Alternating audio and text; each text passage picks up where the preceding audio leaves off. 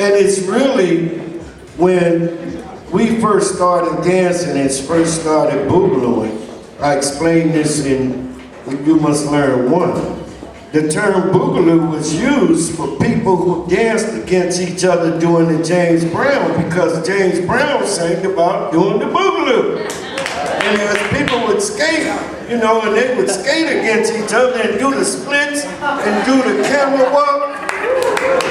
You know, we had contests just like you do now called ciphering. And so originally, I got that term as a boogaloo going to the 7th grade and doing that. And that was 1967. And then Michael moved on my street that summer.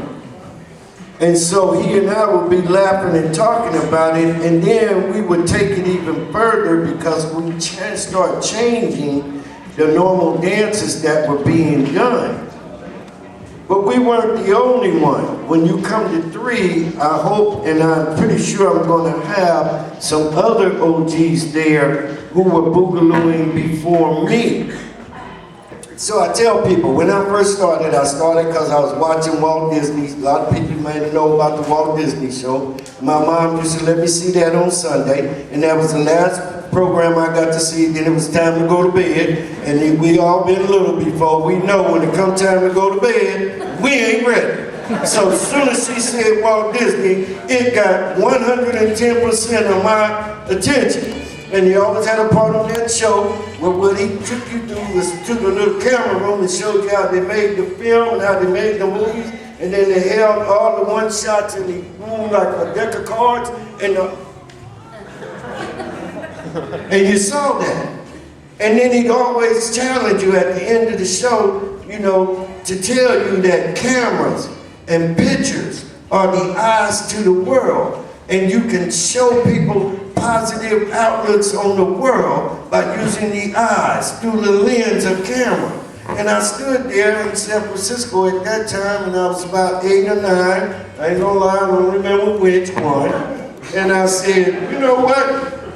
Okay, we poor. I ain't gonna never have no camera, but I got an idea. I'm gonna show people snapshots of my mind. And I'm gonna do it through dancing, because all them Shirley Temple movies and all them black and white musicals was swaying and banging and clanging. And so I was able to start visualizing myself doing some of those movements. You know, that was Sammy Davis Jr. and he was tap dancing, so I tap dance, and then I'd say, well, okay, now let me put some James Brown in.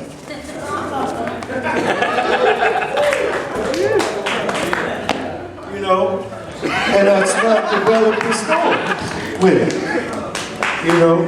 And so when me and Michael got together, which was a long time later, and we were boogalooing, we decided we don't stop doing the James Brown. Even though I still like to do some of that today. But we would do some James Brown movements and make them harder.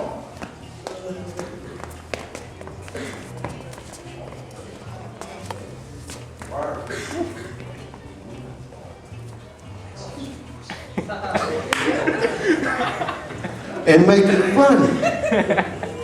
To make people laugh.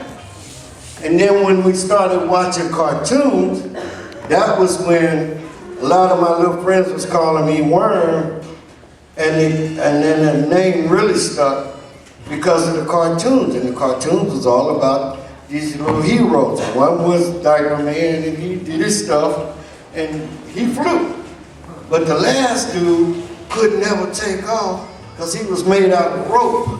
So before he could go, he had to wind up.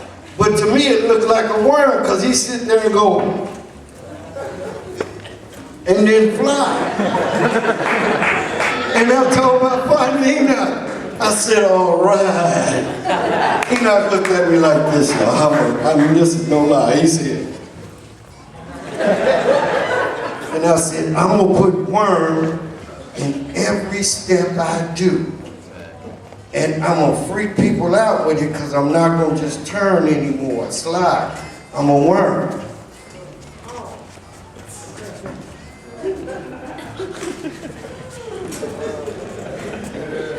and then I would turn. And so as we start doing more animation and more steps, and we would, instead of just doing the robot, people was doing the robot already, we decided to do more animated stuff. We took the cards that were on the Mickey Mouse cartoons. They used to have arms and legs, but they were playing cards. I know you've seen them, and they'd be walking to the music. And so we took that and made creepy.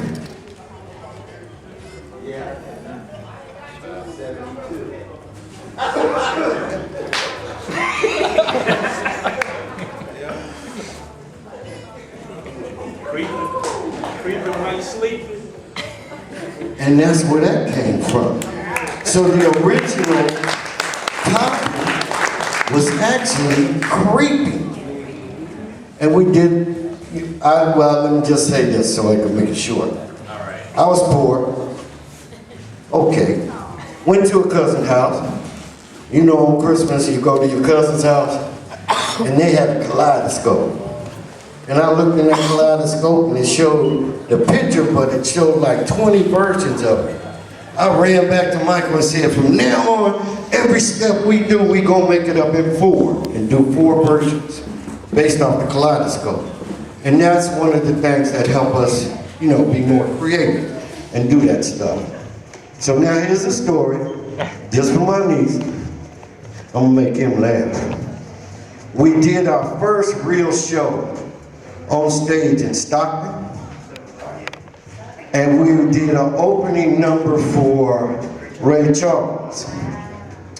And this will show you how creative we are.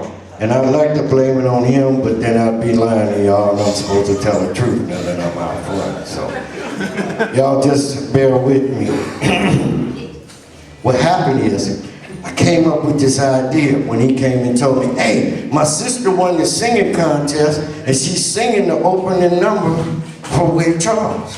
And they want you to do an opening dance number for her. And I said, oh, goody. Because I had this idea in the back of my mind all the time I wanted to do. I wanted to get some short pants and put them fuzzy black hands, one on each cheek. And then put them short pants on under your clothes. And then get you some t-shirts and make them look kind of baggy and put basketball number on.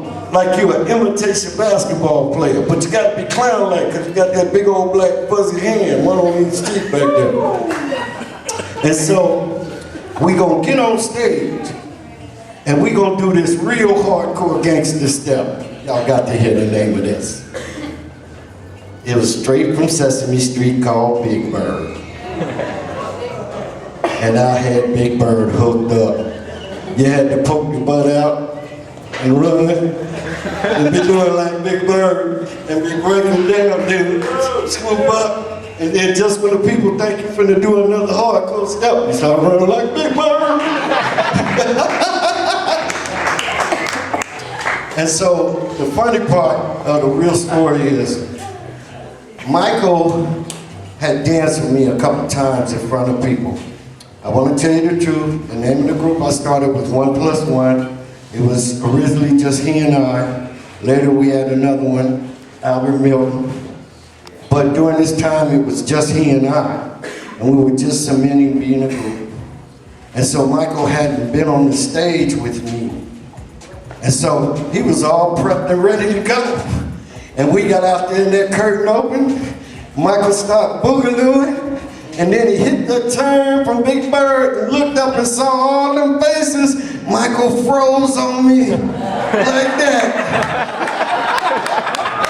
Because the stage had 3 steps coming down. And he was breaking down, coming down, right? So Michael got to the 2nd step and looked up and saw the people and froze. Well, guess what? I'm still going down the doggone step. And I come out my pants and got on them short pants, and then I realized wasn't nobody there. So I backed up 1 step.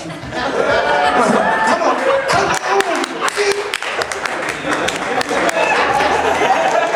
Come on. And then he snapped into it, jumped in my got them still, took the pants off, and then there's a time to go. I said, you ready now? Yeah, I'm ready, Jerry. Okay, Big Bird.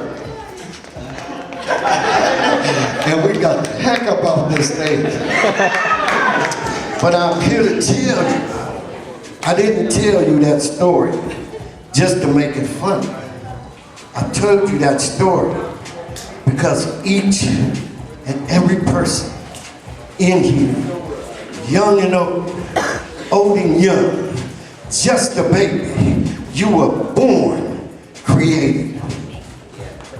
And you have the right and the obligation to take care of yourself. If you have a family, take care of your family.